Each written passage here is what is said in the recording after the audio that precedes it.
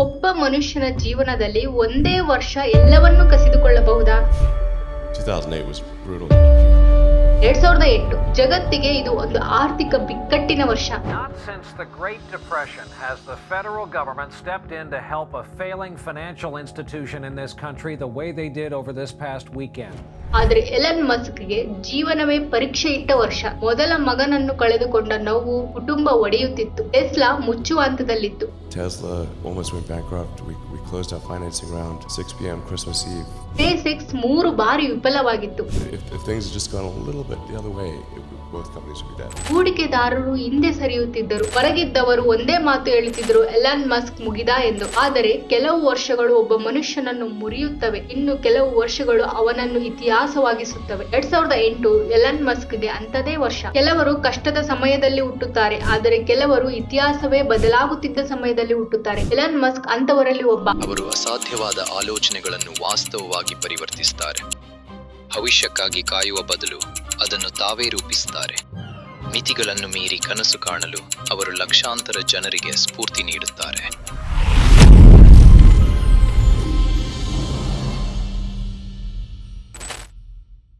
1971 June 28ರಂದು ದಕ್ಷಿಣ ಆಫ್ರಿಕಾದ ಪಿಟೋರಿಯಾ ನಗರದಲ್ಲಿ ಒಂದು ಗಂಡು ಮಗುವಿನ ಜನನವಾಯಿತು. ಆಸ್ಪತ್ರೆಯಲ್ಲಿದ್ದ ವೈದ್ಯರು, ನರ್ಸ್ಗಳು ಅಲ್ಲದೆ ಅವರ ಕುಟುಂಬದವರಿಗೂ ಸಹ ಗೊತ್ತಿರಲಿಲ್ಲ ಒಂದು ದಿನ ಆ ಮಗುವಿನ ಹೆಸರನ್ನು ಇಡೀ ಜಗತ್ತು ತಿಳಿಯುತ್ತದೆ ಎಂದು. ಅವರಿಗೆ ಕಲ್ಪನೆಯೂ ಕೂಡ ಇರಲಿಲ್ಲ. ಆ ಮಗುವೇ ಇಂದಿನ ಟ್ರಿಲಿಯನರ್ Elon Riva Musk. Elon Musk ಹುಟ್ಟಿದಾಗ ದಕ್ಷಿಣ ಆಫ್ರಿಕಾದಲ್ಲಿ ಅಪರ್ಥೈಡ್ ಅನ್ನೋ ಜನಾಂಗೀಯ ಪ್ರತ್ಯೇಕತೆ ವ್ಯವಸ್ಥೆ ಇತ್ತು. ಆದರೆ ಇದು ಅವರ ಜೀವನದ ಮೇಲೆ ಅಷ್ಟೇನೂ ಪ್ರಭಾವ ಬೀರಲಿಲ್ಲ. ಅವರನ್ನು ಹೆಚ್ಚು ಬದಲಾಯಿಸಿದ್ದು ಅವರ ಮನೆಯ ವಾತಾವರಣ, ಅವರ ಸ್ವಭಾವ ಮತ್ತು ಅವರಿಗೆ ಇರುವ ಹೊಸದನ್ನು ಕಲಿಯಬೇಕು ಎಂಬ ಕುತೂಹಲ. ಒಂದು ಮಗುವಿನ ಮೊದಲ ಪ್ರಪಂಚ ಯಾವುದು ಗೊತ್ತಾ? ಅದೇ ಅವರ ಮನೆ. ಅಲ್ಲಿ ಕನಸುಗಳು ಶುರುವಾಗುತ್ತವೆ, ಕೆಲವೊಮ್ಮೆ ಅಲ್ಲೇ ಹೋರಾಟ ಕೂಡ ಶುರುವಾಗುತ್ತೆ. ಇಂದು ಎಲನ್ ಮಸ್ಕ್ ಅಂದ್ರೆ ನಮಗೆ ರಾಕೆಟ್, ಸ್ಪೇಸ್, ಟೆಸ್ಲಾ ಅಂತ ನೆನಪಾಗುತ್ತೆ. ಆದ್ರೆ ಅವರ ಕತೆ ರಾಕೆಟ್ ನಿಂದ ಶುರುವಾಗಿರಲಿಲ್ಲ. ಅದು ಒಂದು ಸಾಮಾನ್ಯ ಮನೆಯೊಳಗೆ ಶುರುವಾಯಿತು. ಆ ಮನೆಯಲ್ಲಿ ಇಬ್ಬರು ತುಂಬಾ ವಿಭಿನ್ನ ವ್ಯಕ್ತಿಗಳು ಇದ್ದರು. ಒಂದೆಡೆ ಅವರ ಅಮ್ಮ ಮಯಾ ಮಾಸ್ಕ್ ಮಾಡೆಲ್ ಆಗಿದ್ದರು, ಪೌಷ್ಟಿಕಾಹಾರ ತಜ್ಞೆಯೂ ಕೂಡ ಆಗಿದ್ದರು. ಆದರೆ ಅದಕ್ಕಿಂತ ಮುಖ್ಯವಾಗಿ ತನ್ನ ಮಕ್ಕಳ ಮೇಲೆ ನಂಬಿಕೆ ಇಟ್ಟು ಒಬ್ಬ ತಾಯಿಯಾಗಿದ್ದರು. ಇನ್ನೊಂದೆಡೆ ಅವರ ಅಪ್ಪ ಎರೋಲೋ ಮಾಸ್ಕ್ ತುಂಬಾ ಬುದ್ಧಿವಂತ ಎಂಜಿನಿಯರ್ ಆಗಿದ್ದರು. ಯಂತ್ರಗಳ ಬಗ್ಗೆ ಅವರಿಗೆ ಅದ್ಭುತವಾದ ಜ್ಞಾನ ಇತ್ತು.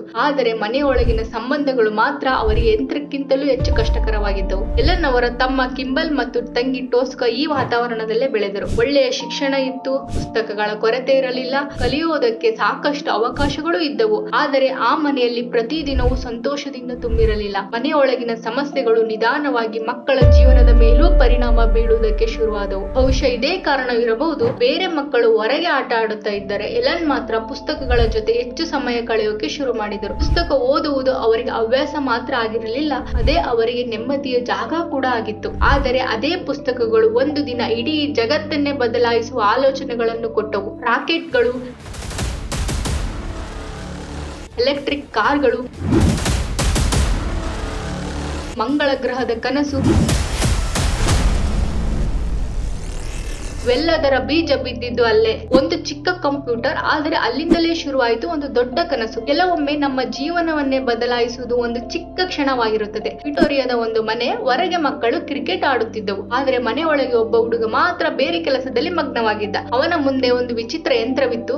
ಅದು ಆಟಿಕೆ ಅಲ್ಲ, ಅದು ಕಂಪ್ಯೂಟರ್. ಅದನ್ನು ನೋಡಿದ ಎಲನ್ಗೆ ಒಂದು ಪ್ರಶ್ನೆ ಬಂತು, ಈ ಕಂಪ್ಯೂಟರ್ ಒಳಗೆ ಆಟಗಳು ಬರುವುದು ಹೇಗೆ ಎಂದು. ಸಾಮಾನ್ಯವಾಗಿ ಮಕ್ಕಳು ಕಂಪ್ಯೂಟರ್ ಸಿಕ್ಕರೆ ಆಟ ಆಡುವುದಕ್ಕೆ ಶುರು ಮಾಡುತ್ತಾರೆ, ಆದ್ರೆ ಎಲನ್ ಆಗಿರಲಿಲ್ಲ. ಆ ಆಟಗಳನ್ನು ಮಾಡುವುದು ಯಾರು ಅನ್ನೋ ಕುತೂಹಲ ಅವರದ್ದಾಗಿತ್ತು. ಅದಕ್ಕಾಗಿ ಕಂಪ್ಯೂಟರ್ ಜೊತೆಗೆ ಬಂದಿದ್ದ ಬೇಸಿಕ್ ಪ್ರೋಗ್ರಾಮಿಂಗ್ ಪುಸ್ತಕವನ್ನು ತೆಗೆದುಕೊಂಡು ಓದೋಕೆ ಶುರು ಮಾಡಿದರು. ಒಂದು ಪುಟ, ಇನ್ನೊಂದು ಪುಟ, ಮತ್ತೆ ಇನ್ನೊಂದು, ಹೀಗೆ ಓದುತ್ತಾ ಕೋಡ್ ಬರೆಯುತ್ತಾ ಗಂಟೆಗಳೇ ಕಳೆದು ಹೋಗುತ್ತಿತ್ತು.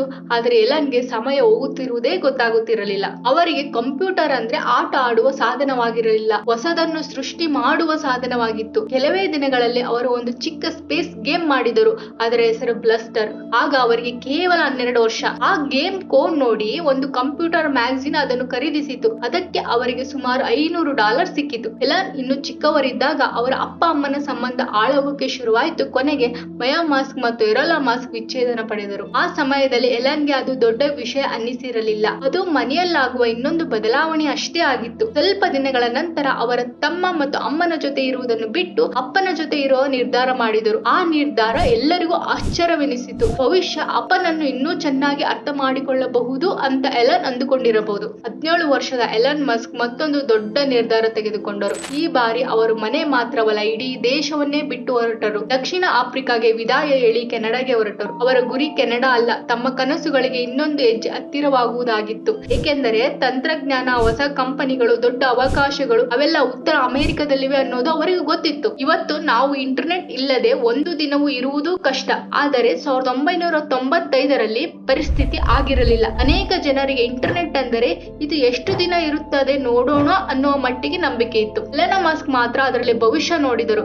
ಆ ಸಮಯದಲ್ಲಿ ತಮ್ಮ ಕಿಂಬಲ್ ಜೊತೆ ಸೇರಿ ಒಂದು ಚಿಕ್ಕ ಕಂಪನಿ ಶುರು ಮಾಡಿದರು. ಅದರ ಹೆಸರು ಜಿಪ್ಟು ಶುರು ಮಾಡಿದಾಗ ಆ ಸೋದರರ ಬಳಿ ದೊಡ್ಡ ಆಫೀಸ್ ಇರಲಿಲ್ಲ, ಹೆಚ್ಚು ಹಣವೂ ಇರಲಿಲ್ಲ. ಅವರು ಹಗಲು ಪೂರ್ತಿ ಕೋಡ್ ಬರೆಯುತ್ತಿದ್ದರು, ರಾತ್ರಿ ಅದೇ ಆಫೀಸಿನಲ್ಲಿ ಮಲಗುತ್ತಿದ್ದರು. ಅವರ ಐಡಿಯಾ ತುಂಬಾ ಸಿಂಪಲ್ ಆಗಿತ್ತು. ಸ್ಥಳೀಯ ಅಂಗಡಿಗಳಿಗೆ, ಬಿಸಿನೆಸ್ ಗಳಿಗೆ ಎಲ್ಲರಿಗೂ ಇಂಟರ್ನೆಟ್ ತರಬೇಕೆಂದು. ಕೆಲವೇ ವರ್ಷಗಳಲ್ಲಿ ಅದೇ ಜಿಪ್ಟು ಲಕ್ಷಾಂತರ ಡಾಲರ್ ಮೌಲ್ಯದ ಕಂಪನಿ ಆಯಿತು. ಇದು ಎಲನ್ ಮಸ್ಕ್ ಅವರ ಮೊದಲ ಗೆಲುವು ಅಂತ ಹೇಳಬಹುದು. ಆಗ ಜಗತ್ತು ನಿಧಾನವಾಗಿ ಡಿಜಿಟಲ್ ಆಗುತ್ತಿತ್ತು. ಆದ್ರೂ ಇಂಟರ್ನೆಟ್ ಮೂಲಕ ಹಣ ಕಳಿಸುವುದು ಸುರಕ್ಷಿತ ಅಂತ ಜನರು ನಂಬಿರಲಿಲ್ಲ. ಆದ್ರೆ ಎಲನ್ಗೆ ಅದರಲ್ಲೂ ಕೂಡ ಒಂದು ದೊಡ್ಡ ಅವಕಾಶ ಕಾಣಿಸಿತು. ಹಾಗಾಗಿ ಅವರು ಎಕ್ಸ್ಕಾಮ್ ಅನ್ನೋ ಹೊಸ ಕಂಪನಿಯನ್ನು ಶುರು ಮಾಡಿದರು. ಅದೇ ಕಂಪನಿ ಪೇಪಾಲ್ ಆಯಿತು. ಪೇಪಾಲ್ ಜಗತ್ತು ಹಣ ಕಳಿಸುವ ವಿಧಾನವನ್ನೇ ಬದಲಾಯಿಸಿತು. 2002ರಲ್ಲಿ ಮತ್ತೆ ಪೇಪಾಲ್ ಮಾರಾಟವಾಯಿತು. ಎಲನ್ ಮಸ್ಕ್ಗೆ ಸುಮಾರು $180 ಮಿಲಿಯನ್ ಸಿಕ್ಕಿತು. ಬೇಕಾದ್ರೆ ಅವರು ಐಷಾರಾಮಿ ಜೀವನವನ್ನು ನಡೆಸಬಹುದಾಗಿತ್ತು. ಆದರೆ ಅವರಿಗೆ ಒಂದು ಪ್ರಶ್ನೆ ಕಾಡಿತು, ರಾಕೆಟ್ಗಳು ಇಷ್ಟು ದುಬಾರಿ ಏಕೆ ಎಂದು. ರಷ್ಯಾ ಹಳೆಯ ರಾಕೆಟ್ ಗಳನ್ನು ಮಾರುತ್ತಿತ್ತು. ಹಾಗಾಗಿ ಎಲನ್ ರಷ್ಯಾಕ್ಕೆ ಹೋದರು. ಪ್ಲಾನ್ ತುಂಬಾ ಸಿಂಪಲ್, ಒಂದು ಹಳೆ ರಾಕೆಟ್ ಅನ್ನು ಖರೀದಿಸುವುದಾಗಿತ್ತು. ಆದರೆ ಆ ಮೀಟಿಂಗ್ ಅವರು ಅಂದುಕೊಂಡ ಹಾಗೆ ನಡೆಯಲಿಲ್ಲ. ವರದಿಗಳ ಪ್ರಕಾರ ರಷ್ಯಾದ ಅಧಿಕಾರಿಗಳು ಇವರ ಐಡಿಯಾವನ್ನು ಗಂಭೀರವಾಗಿ ತೆಗೆದುಕೊಳ್ಳಲಿಲ್ಲ. ಕೆಲವರು ಅವರನ್ನು ನೋಡಿ ನಕ್ಕರು ಕೂಡ. ಹಿಂತಿರುಗಿ ಬರುತ್ತಿದ್ದ ವಿಮಾನದಲ್ಲೇ ಎಲನ್ ಒಂದು ನಿರ್ಧಾರ ಮಾಡಿದರು. ರಾಕೆಟ್ ಖರೀದಿಸುವುದಿಲ್ಲ, ನಾನು ಕಟ್ಟುತ್ತೇನೆ ಎಂದು. ಅಲ್ಲಿಂದಲೇ ಸ್ಪೇಸ್ ಎಕ್ಸ್ ಹುಟ್ಟಿತು. 2006 ಮೊದಲ ರಾಕೆಟ್ ವಿಫಲ, 2007 ಮತ್ತೊಂದು ಪ್ರಯತ್ನ ಮತ್ತೆ ವಿಫಲ, 2008 ಮೂರನೇ ಪ್ರಯತ್ನ ಮತ್ತೆ ಸ್ಫೋಟ. 3 ವರ್ಷ 3 ವೈಫಲ್ಯ, ಹಣವು ಬಹುತೇಕ ಮುಗಿದಿತ್ತು.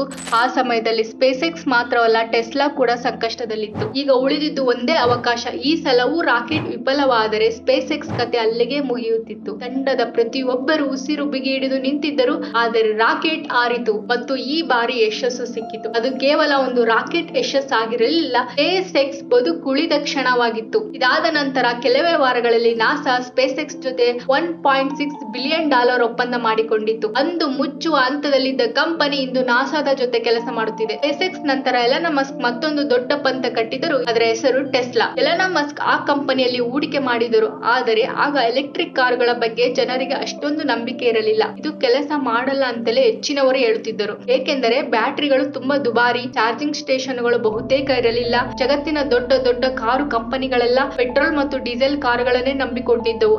ಆದರೆ ಎಲನ್ ಮತ್ತೆ ಉಳಿದವರಿಗಿಂತ ಬೇರೆ ರೀತಿ ಯೋಚಿಸಿದರು. ಇನ್ನು 10 ವರ್ಷಗಳ ನಂತರ ಜಗತ್ತು ಹೇಗಿರುತ್ತೆ ಎಂಬುದೇ ಅವರ ಪ್ರಶ್ನೆ ಆಗಿತ್ತು. ವರ್ಷಗಳ ಹೋರಾಟದ ನಂತರ ಟೆಸ್ಲಾ ಕೇವಲ ಯಶಸ್ವಿಯಾದ ಕಂಪನಿ ಆಗಲಿಲ್ಲ, ಇಡೀ ಕಾರು ಉದ್ಯಮದ ದಿಕ್ಕನ್ನೇ ಬದಲಾಯಿಸಿತು. ಇವತ್ತು ಜಗತ್ತಿನ ಬಹುತೇಕ ಎಲ್ಲಾ ದೊಡ್ಡ ಕಾರ್ ಕಂಪನಿಗಳು ಎಲೆಕ್ಟ್ರಿಕ್ ವಾಹನಗಳ ಮೇಲೆ ಸಾವಿರಾರು ಕೋಟಿ ರೂಪಾಯಿ ಹೂಡಿಕೆ ಮಾಡುತ್ತಿವೆ. ಒಂದು ಕಡೆ ರಾಕೆಟ್ ಗಳ ಮೇಲೆ ಕೆಲಸ ಮಾಡುತ್ತಿದ್ದರು, ಇನ್ನೊಂದು ಕಡೆ ಕಾರುಗಳ ಭವಿಷ್ಯವನ್ನೇ ಬದಲಾಯಿಸುತ್ತಿದ್ದರು. ಆದ್ರೂ ಅವರ ಮನಸ್ಸಿನಲ್ಲಿ ಇನ್ನೊಂದು ದೊಡ್ಡ ಪ್ರಶ್ನೆ ಓಡುತ್ತಿತ್ತು. ಮನುಷ್ಯನ ಮೆದುಳನ್ನೇ ತಂತ್ರಜ್ಞಾನದ ಜೊತೆ ಸಂಪರ್ಕಿಸೋಕೆ ಸಾಧ್ಯನಾ ಎಂಬ ಪ್ರಶ್ನೆ ಅವರನ್ನು ಕಾಡುತ್ತಿತ್ತು. ಅದೇ ಪ್ರಶ್ನೆಯಿಂದ ನ್ಯೂರೋಲಿಂಕ್ ಎನ್ನುವ ಹೊಸ ಅಧ್ಯಾಯ ಶುರುವಾಯಿತು. ಮನುಷ್ಯನ ಮೆದುಳು ಮತ್ತು ಕಂಪ್ಯೂಟರ್ ನಡುವೆ ನೇರ ಸಂಪರ್ಕ ಮಾಡುವ ತಂತ್ರಜ್ಞಾನ ನಿರ್ಮಿಸುವುದು. ಒಂದು ಕಡೆ ಟೆಸ್ಲಾ ಸಾರಿಗೆ ಕ್ಷೇತ್ರವನ್ನು ಬದಲಾಯಿಸುತ್ತಿದೆ, ಇನ್ನೊಂದೆಡೆ ಸ್ಪೇಸ್ ಎಕ್ಸ್ ಬಾಹ್ಯಾಕಾಶದ ಬಗ್ಗೆ ನಮ್ಮ ಯೋಚನೆಯನ್ನೇ ಬದಲಾಯಿಸಿದೆ. ನ್ಯೂರೋಲಿಂಕ್ ಮನುಷ್ಯನ ಮೆದುಳು ಮತ್ತು ತಂತ್ರಜ್ಞಾನದ ನಡುವಿನ ಹೊಸ ಸಾಧ್ಯತೆಗಳ ಮೇಲೆ ಕೆಲಸ ಮಾಡುತ್ತಿದೆ. ಇಂದು ಎಲನ್ ಮಸ್ಕ್ ಅವರನ್ನು ಜನ ಕೇವಲ ಒಬ್ಬ ಶ್ರೀಮಂತ ವ್ಯಕ್ತಿ ಅಂತ ನೆನಪಿಸಿಕೊಳ್ಳುವುದಿಲ್ಲ, ಭವಿಷ್ಯವನ್ನು ದೊಡ್ಡದಾಗಿ ಯೋಚಿಸುತ್ತಿರುವ ವ್ಯಕ್ತಿ ಎಂದು ನೆನಪಿಸಿಕೊಳ್ಳುತ್ತಾರೆ. ಅವರನ್ನು ಇಷ್ಟಪಡುವವರು ಇದ್ದಾರೆ, ಟೀಕಿಸುವವರು ಇದ್ದಾರೆ.